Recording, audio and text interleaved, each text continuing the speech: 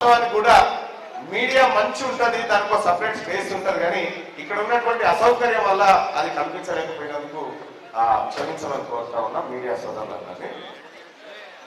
ఇక కేటీ రామారావు పాలకుర్తికి వచ్చి ఏం చెప్తాడు, మా అభ్యర్థి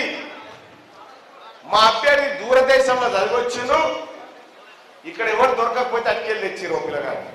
దూరదేశంలో చదివచ్చును, అందగాడు, గుణవంతుడు, ఇవేం లేవు. కేటీ రామారావు మీటింగ్ పెట్టి ఇవాళ ఏం చెప్తాడో చూడండి. తీన్మార్ మల్లన్న మంచోడు కాదు. అరే నువ్వేం చేస్తావో చెప్పురామయ్య అంటే తీన్మార్ మల్లన్న మంచోడు కాదని చెప్తాడు. ఇక అలా మంచితనం, కేసీఆర్ కుటుంబం మంచితనం గురించి చెప్తా ఇన్నోడి. కేటీ రామారావు ఒక్కసారి చింతమడక కాడ ఎస్బీఐ బ్యాంక్ ఉంది కదా, ఎస్బీఐ బ్యాంకు పంటి ఒక గంటీల ముసలామి ఉంటుంది. ఆమె దగ్గర పోయి అడుగు, మీ నాయన ఆమె గంటీలు ఎక్కకపోయిందా లేదా ఒక్కసారి అడుగు. ఇది తప్పైతేనన్నాను. కేటీ రామారావు సిద్దిపేటలో నువ్వు ఒక పంతులింట్లో ఉన్నావు కదా, ఒక పంతులింట్లో ఉండి అప్పుడు ఎక్కబత్తిలో పోయాను ఉంటుండే. అట్లా ఇట్లా కిరసనాయలతో ఎక్కబత్తిలో పోయాను ఉంటుండే.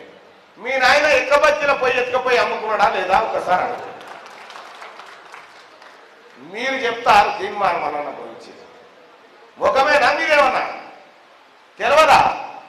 కేసీఆర్ నీ దోస్తు మాధవ్ రెడ్డి నా దగ్గర రాలే, ఏమన్నాడు, బ్యాంకులో లోన్ తీసుకొచ్చి కారు కొన్నాడు, ఈఎంఐలు వస్తే గడ్డాంలో దాచిపెట్టిండక్క కేసీఆర్. వీళ్ళు నాకు చెప్తారు, వీళ్ళు తీన్మార్ మల్లన్న గురించి మాట్లాడతాడు.